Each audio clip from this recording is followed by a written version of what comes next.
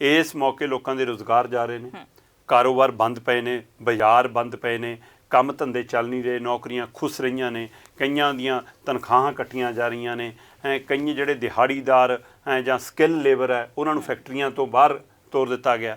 उस सब के बावजूद चीज़ों के भाव वध रहे हैं, चाहे वो खाण पीण वाली चीज़ां होण, चाहे सरों का तेल वर्गा मामला होवे साडे रसोई नाल जुड़िया, ते चाहे पेट्रोल डीजल होवे। सो जिहड़ियां चीज़ां नूं आर्थिक तौर पर कंपनियां कंट्रोल करन लग गईयां, वो लगातार लोकां दीयां लुੱਟ का हिस्सा बन रही ने, इसलिए वो वड्डी चुनौती खड़ी है।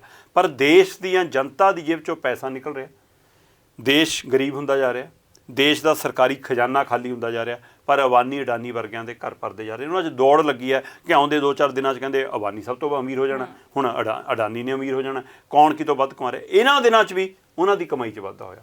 सो जिहड़ी रिपोर्ट है वो रिपोर्ट ओवरऑल मेरे कोल है कि जी इस मौके देश दे विच करोना की जो दूजी लहर आई तद लोगों के कारोबार ते खासकर नौकरी पेशी वालियां ते की असर पिया, क्योंकि साडी कुल जो असीं अर्थव्यवस्था देखते हैं तो साडी GDP तो माइनस जा चुकी है। सो वो स्थिति के आले दाले वाले छोटे देशों तो भी असीं थल्ले चले गए। ये हुण प्राप्ति है कि ये सिर्फ मोदी के राज हो सकता सी, कहते कि वो कहते कि मोदी है तो संभव है। हुण ये संभव ये है कि जी असीं आले दाले अपने छोटे छोटे मुल्कों तो भी किते पिछां रह गए। तो आह स्थिति एक होर रिपोर्ट जिहड़ी सामने रखती है वो दसदी है कि करोना की जो दूजी लहर आई तद इस लहर के दौरान 1 करोड़ तो ज़्यादा लोग बेरोज़गार होए। 1 करोड़ बहुत बड़ा आंकड़ा होंदा है। 1 करोड़ का मतलब सीधा तो सीधा जे 5 नाल भी गुणा करो तो 5 करोड़ व्यक्ति, क्योंकि एक बंदे नाल 4 बंदे 5 मैंबर तो घट्टो घट्ट एक परिवार के होंदे ही ने। सो 5 करोड़ बंदे सीधे प्रभावित होंदे। 1 करोड़ तो ज़्यादा लोग कहते बेरोज़गार होए।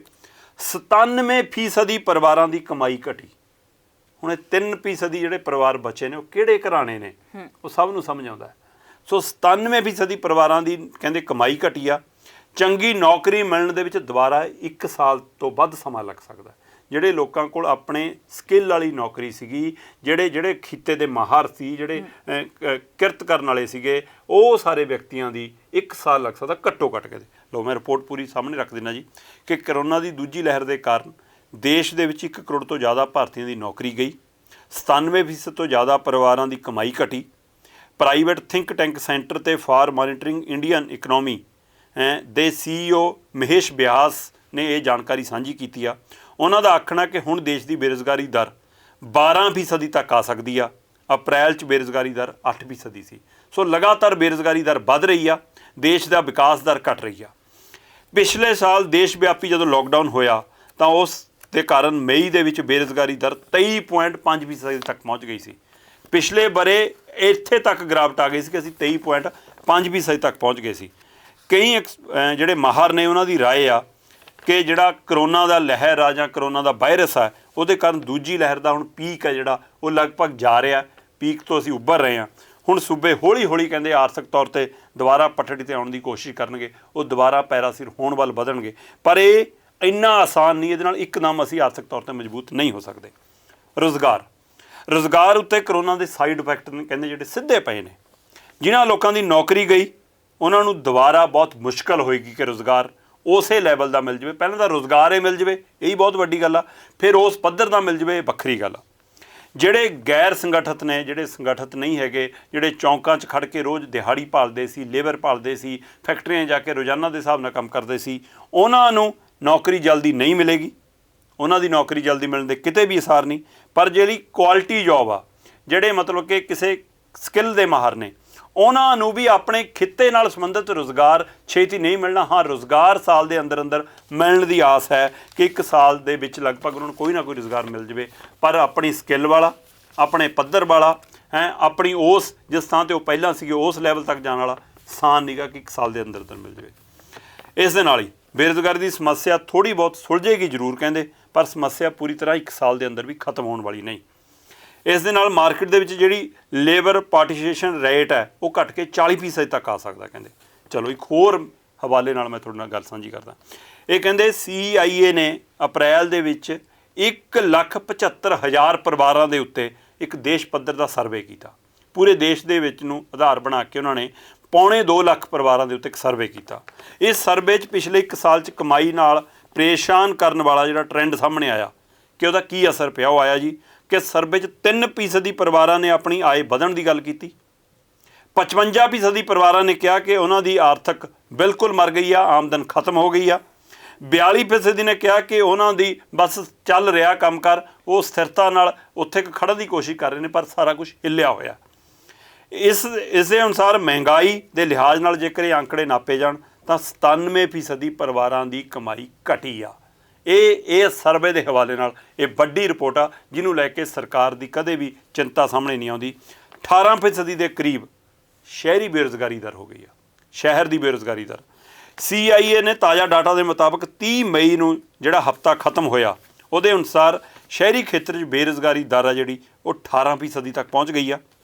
ਡਾਟਾ ਦੇ ਅਨੁਸਾਰ ਸ਼ਹਿਰੀ ਖੇਤਰ 'ਚ ਬੇਰੁਜ਼ਗਾਰੀ ਦਰ 17.88% ਤੇ ਖੜੀ ਆ, ਮਤਲਬ ਲਗਭਗ 18% ਸ਼ਹਿਰੀ ਬੇਰੁਜ਼ਗਾਰੀ ਦਰ ਆ, ਜਦੋਂ ਕਿ ਇਸ ਦੌਰਾਨ ਰਾਸ਼ਟਰੀ ਪੱਧਰ ਉੱਤੇ ਬੇਰੁਜ਼ਗਾਰੀ ਦਰ 12.15%। ਸ਼ਹਿਰੀ ਤੇ ਪਿੰਡੂ ਦੀ ਮਿਲਾ ਕੇ ਜਿਹੜੀ ਔਸਤ ਦਰ ਬਣ ਰਹੀ ਆ ਉਹ ਕਹਿੰਦੇ 12.15% ਦੀ ਬਣ ਰਹੀ ਆ। ਡਾਟਾ ਅਨੁਸਾਰ ਸ਼ਹਿਰੀ ਬੇਰੁਜ਼ਗਾਰੀ ਦਰ ਦੇ ਵਿੱਚ ਪਿਛਲੇ 15 ਦਿਨਾਂ 'ਚ 3% ਵਾਧਾ ਹੋਇਆ। ਇਸ ਦੌਰ ਦੇ ਵਿੱਚ ਵੀ ਜਦੋਂ ਲੋਕਡਾਊਨ ਖੁੱਲ੍ਹਣ ਵੱਲ ਨੂੰ ਵਧਣ ਲੱਗਿਆ ਤਦ ਵੀ ਕਹਿ ਰਹੇ ਨੇ ਕਿ ਅਜੇ ਵੀ ਉਹਨਾਂ ਦੇ ਰੁਜ਼ਗਾਰ ਜਾ ਰਹੇ ਨੇ, ਕਿਉਂਕਿ ਕੰਪਨੀਆਂ ਵੀ ਇਸ ਆੜ ਦੇ ਵਿੱਚ ਆਪਣੀ ਲੇਬਰ ਨੂੰ ਘਟਾ ਰਹੀਆਂ ਨੇ, ਜਾਣ ਕੇ ਘੱਟ ਬੰਦੇ ਰੱਖ ਰਹੀਆਂ ਨੇ, ਜਾਣ ਕੇ ਉਹ ਘਰੋਂ ਕੰਮ ਸਾਰ ਰਹੀਆਂ ਨੇ, ਅਤੇ ਉਹਨਾਂ ਦੇ ਖਰਚੇ ਬਚਾਉਣ ਦੀ ਸਕੀਮ ਵੀ ਚੱਲ ਰਹੀ ਆ ਤਾਂ ਕਿ ਲੋਕਾਂ ਨੂੰ ਰੁਜ਼ਗਾਰ ਨਾ ਦੇਣਾ ਸਕੇ। ਸੋ ਸ਼ਹਿਰੀ ਬੇਰੁਜ਼ਗਾਰੀ ਦਰ ਆ ਜਿਹੜੀ 18% ਤੱਕ ਪਹੁੰਚ ਗਈ। ਪੇਂਡੂ ਬੇਰੁਜ਼ਗਾਰੀ ਦਰ 4%। ਜਿਹੜਾ ਇਸੇ ਡਾਟਾ ਦੇ ਮੁਤਾਬਕ ਕਹਿੰਦੇ ਲੰਘੇ ਹਫ਼ਤੇ ਦੇ ਵਿੱਚ ਜਿਹੜੀ ਪੇਂਡੂ ਬੇਰੁਜ਼ਗਾਰੀ ਦਰ ਆ ਉਹ ਗਿਰ ਕੇ 9.58% 'ਤੇ ਰਹਿ ਗਈ, 4% ਘਟੀ ਹੈ। 15 ਦਿਨਾਂ ਦੇ ਪਹਿਲਾਂ ਦੇ ਮੁਕਾਬਲੇ ਪੇਂਡੂ ਖੇਤਰ ਬੇਰੁਜ਼ਗਾਰੀ ਦਰ 4% ਗਿਰੀ। 30 ਮਈ ਨੂੰ ਲੰਘਿਆ ਹਫ਼ਤਾ ਜਦੋਂ ਖਤਮ ਹੋਇਆ ਤਾਂ ਸ਼ਹਿਰੀ ਖੇਤਰ ਦੇ ਵਿੱਚ ਲੇਬਰ ਫੋਰਸ ਪਾਰਟੀਸਪੇਸ਼ਨ ਸੀ ਜਿਹੜੀ ਰੇਟ ਉਹ 35.70% ਦੇ ਕਰੀਬ ਸੀ, ਜਦੋਂ ਕਿ 16 ਮਈ ਨੂੰ ਖਤਮ ਹੋਏ ਹਫ਼ਤੇ ਦੇ ਵਿੱਚ ਸ਼ਹਿਰੀ ਖੇਤਰ ਦੀ ਲੇਬਰ ਪਾਰਟੀਸਪੇਸ਼ਨ ਰੇਟ 37% ਦੇ ਕਰੀਬ ਸੀਗੀ। ਸੋ ਸ਼ਹਿਰੀ ਖੇਤਰ ਦੇ ਵਿੱਚ ਜੀ 6 ਮਹੀਨਿਆਂ ਤੋਂ ਜ਼ਿਆਦਾ ਰਹੇਗੀ ਬੇਰੁਜ਼ਗਾਰੀ ਦਰ। ਆਉਣ ਵਾਲੇ 6 ਮਹੀਨੇ ਵੀ ਅਜੇ ਸ਼ਹਿਰਾਂ ਦੇ ਵਿੱਚ ਨਹੀਂ ਠੀਕ ਹੋਣੇ, ਪਿੰਡਾਂ ਦੇ ਵਿੱਚ ਵੀ ਸਾਲ ਭਰ ਲੱਗਣਾ ਠੀਕ ਹੋਣ ਨੂੰ। ਵੱਡਾ ਕਾਰਨ ਇਹੀ ਹੈ ਜੀ, ਕਹਿੰਦੇ ਰੁਜ਼ਗਾਰ ਦੇ ਮੌਕੇ ਨਵੇਂ ਘੱਟ ਪੈਦਾ ਹੋਣਗੇ, ਕੰਪਨੀਆਂ ਜ਼ਿਆਦਾ ਕਰਮਚਾਰੀਆਂ ਨੂੰ ਹਾਇਰ ਨਹੀਂ ਕਰਨੀਆਂ ਚਾਹੁੰਦੀਆਂ, ਸਸਤੇ 'ਚ ਸਾਰਨਾ ਚਾਹੁੰਦੀਆਂ। ਤੀਸਰਾ ਕਾਰਨ ਹੈ ਕਿ ਅਜੇ ਵੀ ਕਰਮਚਾਰੀਆਂ ਨੂੰ, ਅਧਿਕਾਰੀਆਂ ਨੂੰ ਡਰ ਹੈ ਕਿ ਜੇਕਰ ਅਸੀਂ ਇਕੱਠੇ ਅੰਦਰ ਬੈਠਾਂਗੇ ਤਾਂ ਸ਼ਾਇਦ ਕਰੋਨਾ ਦਾ ਖਤਰਾ ਖੜਾ। ਸੋ ਇਹ ਸਾਰੀ ਡਰ ਦਾ, ਸਰਕਾਰੀ ਨੀਤੀਆਂ ਦਾ ਫੇਲ ਹੋਣਾ, ਸਰਕਾਰ ਦੀਆਂ ਸਾਰਾ ਧਿਆਨ ਸੱਤਾਵਾਂ ਹਾਸਲ ਕਰਨ ਦੇ ਵਿੱਚ ਬੰਗਾਲ ਸਣੇ 5 ਸੂਬਿਆਂ 'ਚ ਲੱਗਿਆ ਰਹਿਣਾ, ਉਹਦਾ ਨਤੀਜਾ ਕਿ ਦੇਸ਼ ਦੀ ਅਰਥ ਵਿਵਸਥਾ ਵੀ ਡਿੱਗੀ ਅਤੇ ਦੇਸ਼ ਦੇ ਵਿੱਚ ਬੇਰੁਜ਼ਗਾਰੀ ਦਰ ਵੀ ਵਧੀ, ਅਤੇ ਨਤੀਜਾ 97% ਪਰਿਵਾਰ ਨੇ ਜਿਹੜੇ ਜੀ ਉਹਨਾਂ ਦੀ ਜਿਹੜੀ ਆਮਦਨ ਹੈ ਉਹ ਘਟੀ ਆ। ਸਥਿਤੀ ਦੇਸ਼ ਦੀ ਇੱਥੇ ਖੜੀ ਹੈ ਕਿ ਤੁਸੀਂ ਕਿਸੇ ਵੀ ਹਾਲਤ ਦੇ ਵਿੱਚ ਉੱਭਰਨ ਲਈ ਸਾਲ ਭਰ ਵੀ ਨੇੜੇ ਨਹੀਂ। ਦੇਸ਼ ਦੀ ਕਰੋਨਾ ਦੀ ਦੂਜੀ ਲਹਿਰ ਦੇ ਵਿੱਚ 1 ਕਰੋੜ ਤੋਂ ਜ਼ਿਆਦਾ ਲੋਕ ਬੇਰੁਜ਼ਗਾਰ ਹੋਏ ਅਤੇ 97% ਪਰਿਵਾਰਾਂ ਦੀ ਆਮਦਨ ਘਟ ਗਈ। ਇਹ ਖਾਸ ਰਿਪੋਰਟ ਸੀ ਜਿਹੜੀ ਮੈਂ ਦਰਸ਼ਕਾਂ ਨਾਲ ਸਾਂਝੀ ਕਰਨੀ ਚਾਹੁੰਦਾ।